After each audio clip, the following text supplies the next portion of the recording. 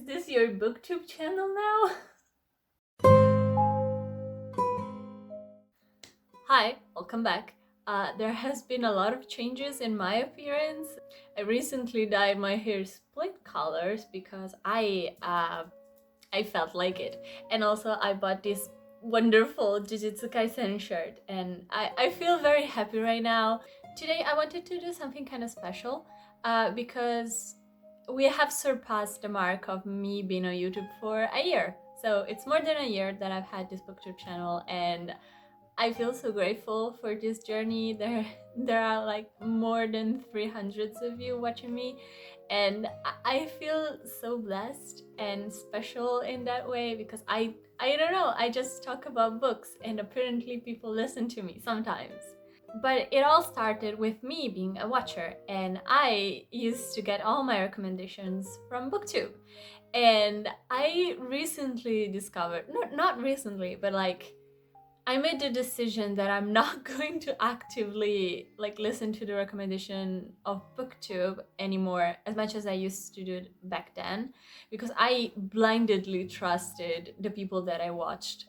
And now that I've read so many books like super recommended on Booktube that I hated, but also that I loved, I feel like I developed more of a taste. I also matured, because maturing is what you do when you age. I wanted to talk about some of the books that I read because of Booktube and also BookTwitter actually, and just like review them for you.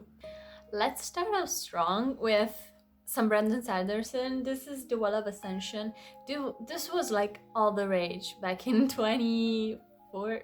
I have no idea, 2016 possibly. And I read this first book, I think it's a trilogy, and I loved it. I really did. And I was so on board with this kind of magic system. And then my favorite character died. And he was not going to be present in the second and third book, even though I knew they were going to be really good, so I didn't read them. But this first installment was really good. So I started reading Brandon Sanderson a little bit more. I read also him. I've read a couple of novellas. One was called Legion. It's loosely based on the X-Men Legion. And I loved it so much. I still think about that novella all the time. So this was a +1 for me. I was really on board with Booktube recommendations back then. But then I discovered that Brandon Sanderson not only writes fantasies, but also my favorite genre, sci-fi. So I picked up Skyward. Kind of recently, this is the Italian translation.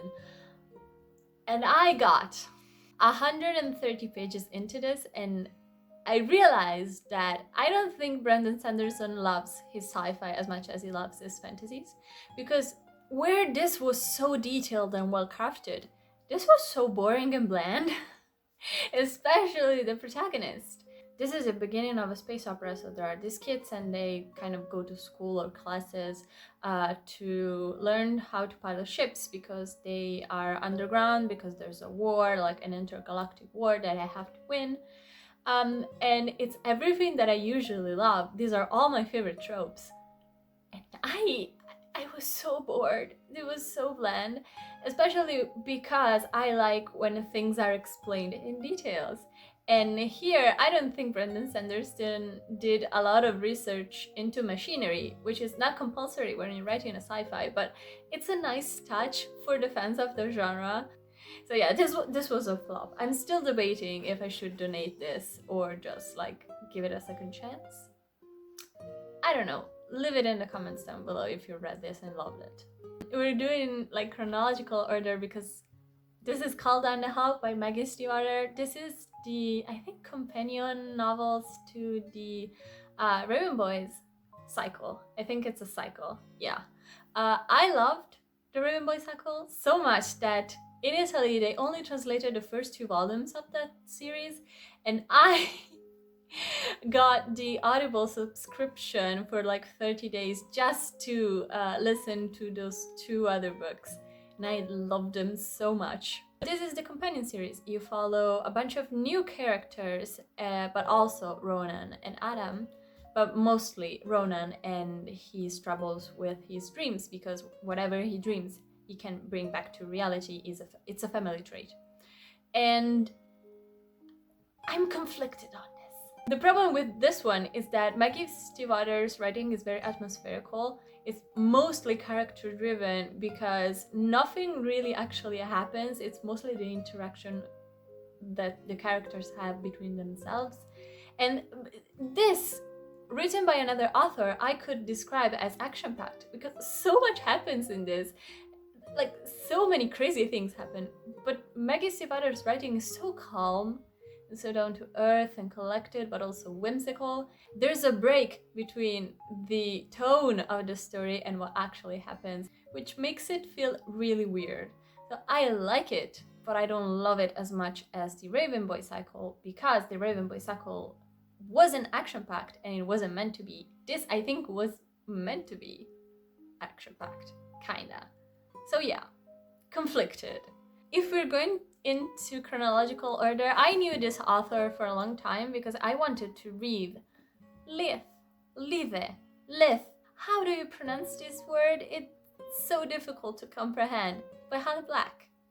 Never bought it because it was never translated. But I bought The Cruel Prince by Holly Black. This was a gift. I actually read the Italian translation because it has been translated in all of its sequels. And the fact is, I read this book before I read the reviews or I heard anyone talk about it. I read this and I was like, oh, so they hate each other. That's fucking cool.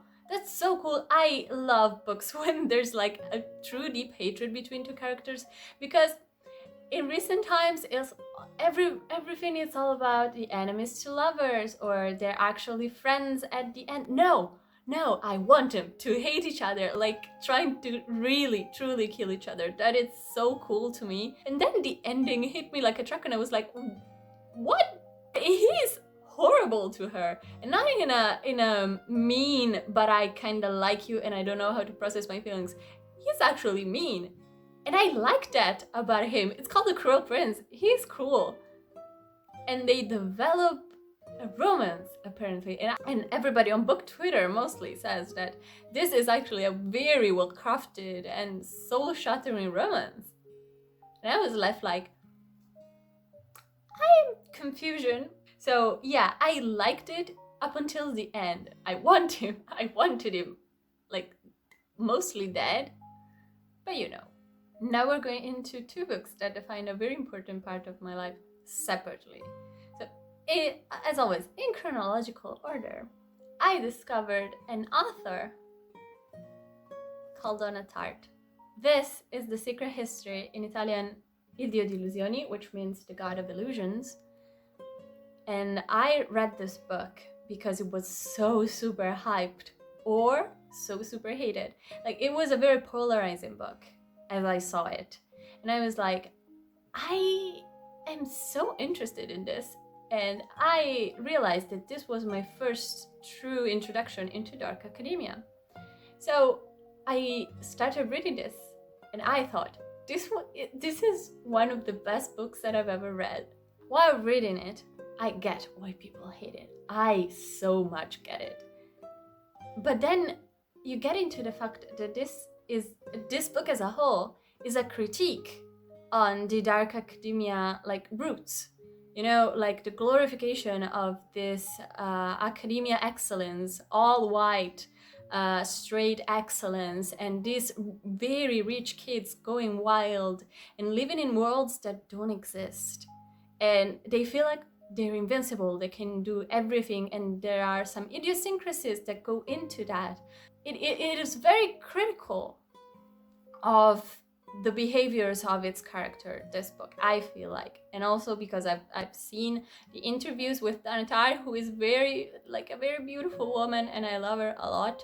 I feel like a lot of the reasons that made me love this book, it's why so many people hate it, which is great. I feel like having different tastes and critiquing a book for different things, it's great.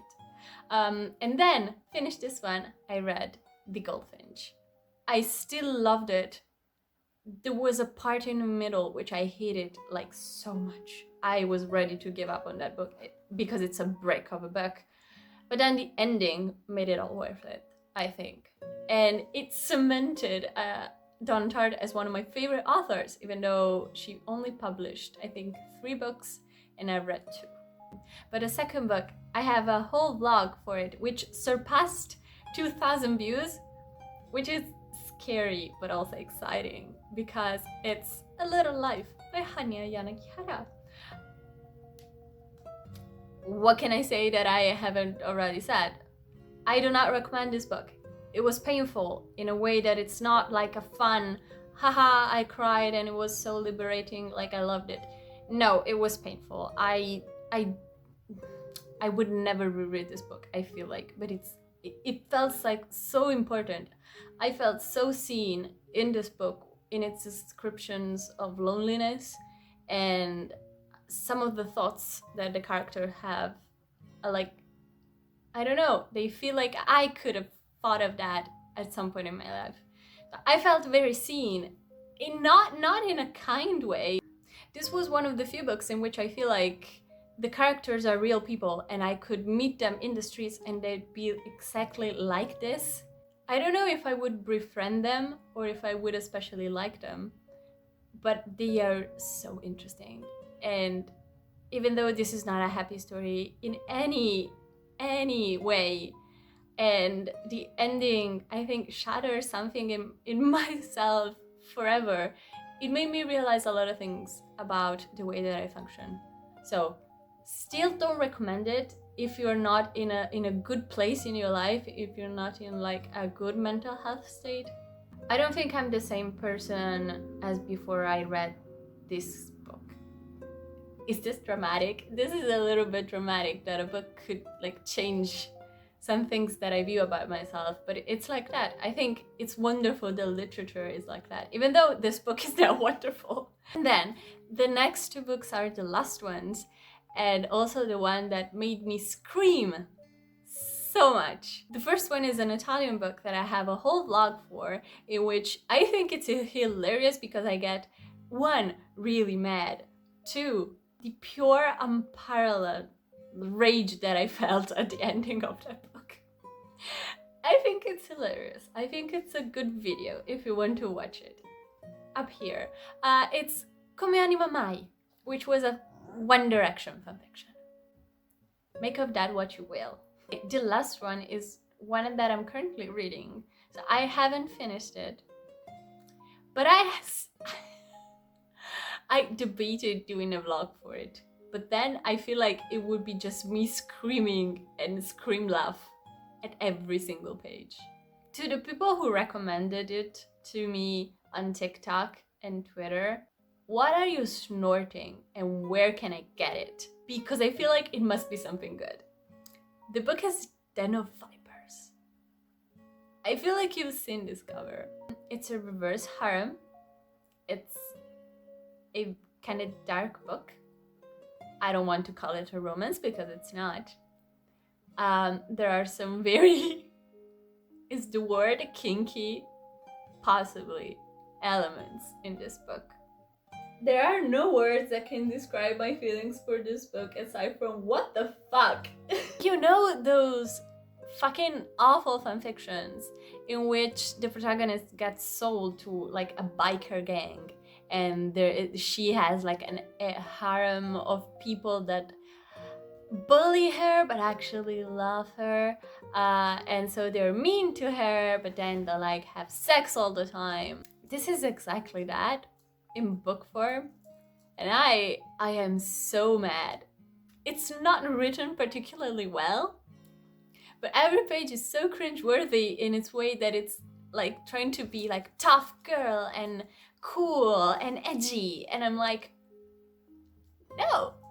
Those are some of the books that I've read because of the internet, Booktube, Book Twitter, and recently BookTok. I feel like my tastes have changed so much since I discovered that there are people who talk about books on the internet, and the recommendation that I get now from Booktube are so outdated for my tastes, and nothing that gets recommended is actually something that I would like, even though on paper it is. And I don't know if my taste is like going through the 90s grandma tastes like phase. I don't know.